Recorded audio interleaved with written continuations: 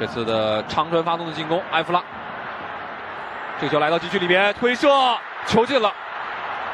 埃弗拉抓了一次反击，帮助球队再次扩大了比分。这个可是锁定胜局的一个入球啊！非常致命，比赛马上就要结束了，确实非常致命。对于大连一方来说，就是在这种大举压上的情况之下，防线给对手留下的这个身后的空档比较大。一次反击，头套的人，好球，45度斜回大门，门前干扰了一下刘殿座。啊，这位置到底看看越不越位啊？关这个球啊，估计得看一看。我们先来看一下啊，这个整个进攻的回放，这斜回这一下没问题。哎呦，这下还真是没问题，没问题，这还真是有一个，这还真是没问题。可能大家都忽略了在底线上。哎呀，这样的话呢，武汉卓尔1比0领先，这个毫无争议啊。也提示您呢，本场25分钟的时候，洪小厨再送红包雨啊，参与红包雨抢50元的龙虾券，用券后2份69.9块，请大家关注 PP 体育的 app 或者苏宁易购的直播页面。这个进球肯定没问题，因为还有一球没进。所以埃弗拉，骗过了门将，把比分变成了2比3。但是我希望这时候张雷能把这时间再补1分钟啊，要出事儿了啊！其实你从裁判的角度来讲呢，这个球因为罚了点球，其实你再挑传，球还在脚下，王子磊小角度打分，跟上去推一下，球进了，埃弗拉进了。天津天海啊，防守当中每一个环节都出现了一点小小的失误，到最后一个个小小的失误汇聚成了大大的问题。埃弗拉这球打得很轻松，很简单，因为就是一个补射空门。但是前面我们等一下通过慢动作再来看，是天海呢每一个环节的防守都没有把这个危险完全解除，排除了。对，没错。埃弗拉这个进球呢没有什么问题啊。刚才面对面，富力球员把球传到卓尔球员脚下，这个就是心态的反应。对，从3比1到3比3，这个落差太大了。如果处理不好这个问题，甚至他们有可能会输掉比赛。要知道3比1他们领先2球的时候呢，只是10分钟之前啊。是啊，埃弗拉停了下来，这绝倒，逆转了。72分钟，值得一次前空翻后空翻，无所谓，进球了。从1比3，对，不过是用了33分钟就进了4个球。我们看一看，又是谁漏顶了？小角度的打门，绝对的死角。冒顶太多。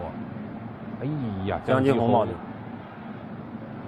面对意外的来球，哇，宋志伟的助攻，宋志伟啊，宋志伟说：“我2分钟。”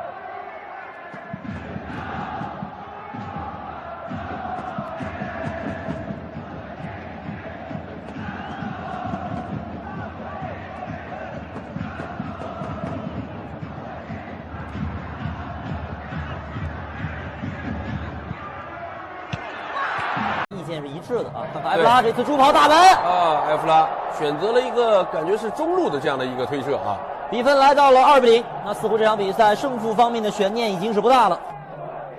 助跑的距离很短啊，这种发球呢，就是可以说也是很。觉得中超好像大家的这个整体的配合的质量，毕竟平常不算高，所以现在这球埃弗拉过来球进了打了一个裆，最后呢，其实脚步调整上来说，这个球始终也是不舒服，是但是埃弗拉的这个特点，他快，对。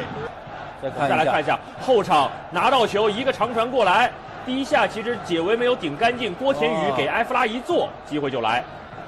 其实这一下呢也是一个意外球，真顶落下来，郭田雨这边呢可能想脚攻直接端门的，但是打在艾迪身上以后一弹，又弹到了身后的位置。